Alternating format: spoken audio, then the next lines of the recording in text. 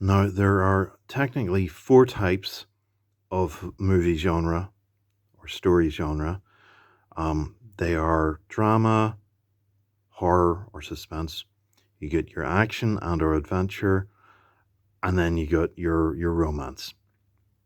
Now, any movie will have perhaps more than one aspect, but how you tell what a subplot is it's the bit that can be cut out and it won't make any difference to the overall story. So, the question we will ask today is, are there any movie franchises that started as horror, suspense, disaster, whatever, and then moved into the more straight up action adventure role? So genre shift then within franchises.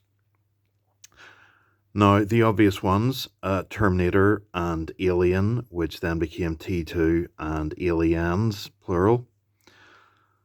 But those are not that exceptional. If you look at Don't Breathe, it started as a suspense film where the old blind man was the monster, and then in the sequel he then was sort of redeemed because he was taking on a small army of people who were significantly worse than him. So there was a shift, both a shift in making the monster, the killer, more likable or less unlikable, and also there was a much larger number of antagonists that he had to face.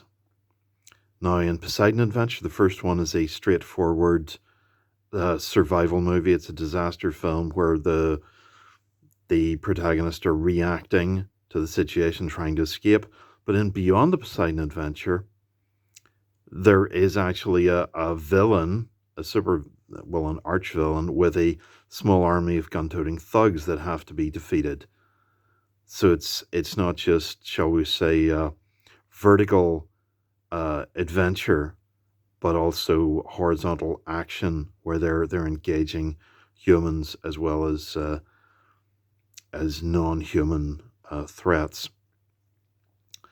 Now, there is a slasher type movie. It's a Saw ripoff called The Collector, and the sequel's called The Collection. And what happens in that is the killer's victims include a millionaire who has paid these mercenaries to attack the killer's lair, and of course, like the first one, he's booby trapped it. So, but it's more of a proactive approach that the protagonists are taking rather than just reactive. Mad Max, the original Mad Max, is somewhat a reactive character. There's a lot of suspense there as you're waiting for the villains to make their move, menacing the family and so on. But Road Warrior, or Mad Max 2 as we would call it in the UK, is definitely more straightforward action adventure where he's a man on a mission. Now, Predator, technically, yes, okay, in the first act they go off on a mission, but the main story is the second act, which is basically they're being chased around the jungle and picked off one at a time. So it is a monster movie. It's named after the monster, much like Terminator, and they are reacting on the exfiltration. So yeah, the first act doesn't really define what it is. It's the second act. However, I do believe there's a new addition to that franchise called Badlands, and from what I've heard, I had to add it to this list, even though, yes, I haven't seen it yet, so I'm going by what other people say. So I could be wrong on this one. I could be scratched from the list at a later date. But anyway, Star Trek. The original Star Trek, the motion picture, which, yes, I know is not the original because the original is the TV show, 10 years earlier. But the motion picture is a drama. It's slow moving. It's basically Star Trek trying to do 2001: A Space Odyssey. And they're reacting what the monster V'ger is doing. However, Wrath of Khan is much more action adventure. It's much more Kirk and his crew being proactive rather than reactive. And if you look at how they keep going in the rest of the movies of that franchise, they tend to be more proactive rather than reactive, and there tends to be a lot more action adventure rather than reactive suspense, as in the motion picture. Dirty Harry, the first one, he's reactive because he's trying to solve the murders, and there's only one villain, serial killer. So, but in Magnum Force and definitely the Enforcer, he's up against a team of villains, so there's more of a more concentration on the action there, and more violence. And if you look at how many explosions there are, even how the Enforcer ends, where he doesn't even try to arrest the guy, he just shoots him with a law rocket. Now, Night of the Living Dead, I think we can all agree that's horror. But Dawn of the Dead is about a SWAT team, and okay, they are being chased around a lot, and they are more reactive than they could be. But still, I think it's going in the right direction. It's got perhaps more in common with Aliens plural than it does with Alien. Now, The Mummy. The Mummy technically should be a monster movie. That's why the Tom Cruise version flopped. If you ask me, it's because Tom Cruise was trying to do what Brendan Fraser did, and somehow Fraser got away with it. The Fraser movie, they flipped it, so basically it's more about the protagonist trying to do his Indiana Jones thing. But The Mummy is basically a monster movie series. It's about the monster killing people. They sort of got away with it, but if you look at The Scorpion King, they take the monster from the second movie, the final boss or whatever you want to call him, and then they turn him into a good guy, and he's the protagonist of the prequels. So, what's that about? Evil Dead, the first one, your man, Ash, is Ashy Slashy, is a reactive protagonist. He's basically the final girl. But then if you go into the second one, he becomes, in the British VHS era, whenever the Evil Dead 2 was released on VHS in the UK, the posters said of Ash that he was it Dirty Harry, Mad Max, and Rambo all rolled into one. So he was more of a proactive protagonist, but definitely by Army of Darkness, we're going straight into the sort of action-adventure type role, which very different genre from the first Evil Dead movie. Highlander, the original Highlander, is basically a take on Terminator. They reverse certain things. The Terminator is from the future, whereas Highlander, the time traveler, is actually from the past. They're traveling the old-fashioned way just by not dying of old age. But then you go into the Quickening, and again, there's multiple opponents for the protagonist to fight. Basically, the villain is General Katana, played by the great Michael Ironside, and so there's an army to fight, and the Highlander and his sidekick Ramirez are going on a quest. So it's more action adventure. Whereas the Highlander, the original, is more Terminator-like. It's more reactive protagonist, more suspense. I know that the Kurgan can't really get the drop on the protagonist because they can sense each other's presence, but he can get the drop on the love interest. So I still say, Highlander is a take on Terminator, and Terminator is technically a monster movie. It's a reactive movie. Reactive protagonist. If we keep going, First Blood is a drama. Certainly the book had more from Teasel, the sheriff's perspective, and Rambo originally was reactive,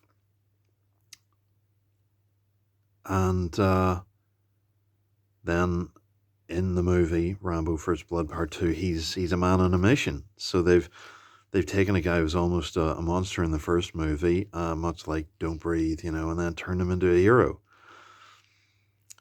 We've got Handler listed again. Okay, oops, my bad. Escape Plan. Yeah, I had terrible trouble remembering the name of that. I kept coming up with Escape Room. But Escape Plan, the first one, Stallone is stuck in a prison and has to escape. But in Escape Plan 3, there's a villain that he has to defeat, and the villain kidnaps someone, and then your man Stallone has to break into a prison where this loved one, this sacrificial lamb, is being held, rescue the damsel in distress and whatever. So again, it's not straightforward horror action, but still there is a shift there in how it's going, and the protagonist moves from being reactive to being proactive. Now, El Mariachi.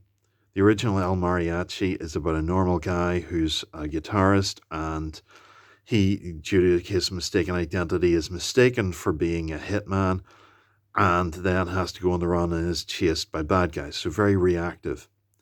Whereas the sequel, Desperado, is about an actual hitman who is on a quest and goes on a kill crazy rampage. So he's not running away. He's actually out there looking for a fight. So very different. So that's clearly going from reactive to proactive. Now we could say Critters. Critters originally, it's a monster movie franchise. But in the second one, your man who survives the first one comes back as a bounty hunter. So he's got the training and the equipment, and he's deliberately hunting the Krites rather than them hunting him, and so on. So again, there is a bit of a shift between those two movies. Gremlins, sort of the same, whereas the first one, monster movie, and there's a lot of suspense because we don't know what the gremlins are, and why can you not feed the things after midnight, the mogwai? Well, yeah, in the second one, basically, it's a bit more straight up, where there's this massive army of gremlins, and they're not picking people off one at a time. It's more of a straight up fight. And of course, the good mogwai trains in a parody of Stallone in Rambo First Blood Part 2. So yeah, so more of a straight up fight there. Now the Quatermass Experiment and Quatermass 2, they're both from the 1950s, black and white British films by Hammer, House of Horror. And certainly Quatermass Experiment itself is a bit of a horror movie where an astronaut returns to Earth, but he's been infected by this thing is turning into a human cactus. So horror movie, lots of suspense. In Quatermass 2, it turns out, yes, the aliens have already landed, and there's like an army of them. So there's a big shootout, like something out of a World War II movie in the third act. So much more of an action-adventure stretch there now. Incredible Hulk. Incredible Hulk is basically like a werewolf type creature. Jekyll and Hyde. So that Bruce Banner is constantly, he's running, not just running from the police, running from Thunderbolt Ross, and in the TV show, he was David Banner running from a journalist who were trying to expose him, but he's also running from the monster inside him, and of course, wherever he goes, he takes the Hulk with him. But when you get to the Avengers movies, Avengers Assemble, the Hulk is actually one of the good guys, and he's there with a mission. And of course, we then go on to the the third Thor movie, where Hulk actually talks and converses. Yeah, well, so again, there's a lot of development there. And in the James Bond series, the first two Bond movies are basically spy movies. So it's quite straightforward. Suspense, especially from Russia with Love, which he's being chased.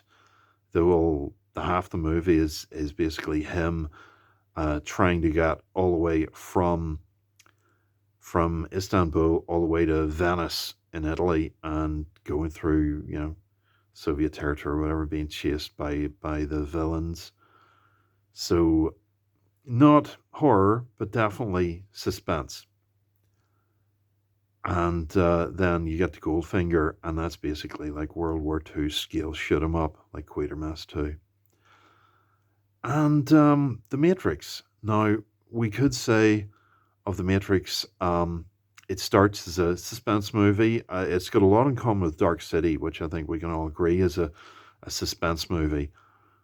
But then you get to the second one where Neo has got his superpowers and so on, and that's it. It's far more action adventure, less suspense and so on. Now, again, that's borderline. I mean, it's not what you'd call horror. There is suspense certainly in the first and second act, but once Neo starts to get into his powers, it's more of an action franchise. So the Matrix series is a bit borderline there. Now, please note, this normally happens because horror movies are made low budget, and if one that happens that really makes a breakthrough, they can cash in by investing a lot more money in the sequel, and then also not only do they make money by making a sequel, they're also trying to widen the audience. So your horror movies rely on suspense and gore and have a more grown-up audience, whereas action, you can sort of widen the audience and get a wider variety of people paying for tickets. You look at Evil Dead, sort of niche cult horror movie, whereas Army of Darkness had much wider appeal. Although, very strangely, these days, you can see Evil Dead or even the incredibly gory remake, but you can't find Army of Darkness anywhere. Honestly, I mean, it's not a great movie, but you'd think you'd be able to find it.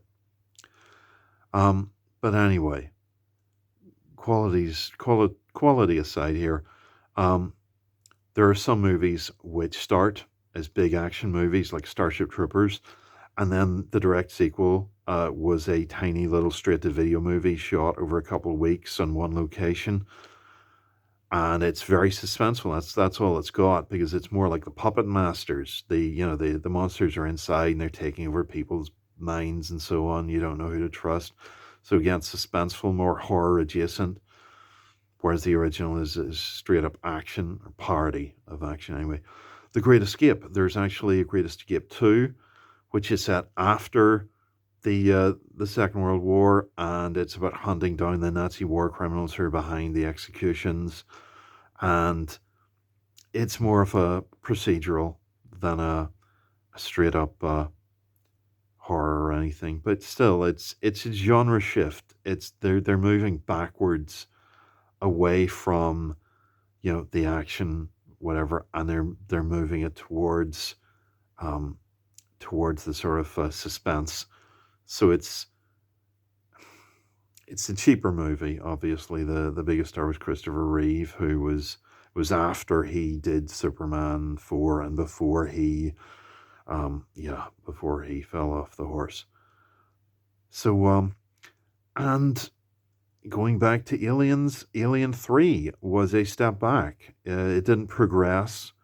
Well, the fourth movie was an action shoot 'em up. So that was more like a straight sequel to Aliens in genre wise, but Alien 3 was definitely a step backwards, and that's one of the worst things about it. Obviously, killing off Hicks and Newt off screen is just a disgraceful piece of storytelling, utterly disgraceful. But it was definitely a step backwards genre wise, because things have to start as suspense and then move forward, as all these movies have, into more action. Uh, Now, the reason most movies don't move forward is because they just don't do well enough to get a sequel to begin with. And the big temptation, obviously, to do a sequel is just do a straight copy of the original. And that is not great. But if they get the chance do something bigger, better, more action, more villains, more, antagonism and conflict. And that's where the excitement comes from. So anyway, I hope you've found this entertaining. And please like, follow, and subscribe. And if you're one of those people who chooses to disagree with me, and I'm sure many will, please feel free to leave a comment. Thank you very much. Goodbye.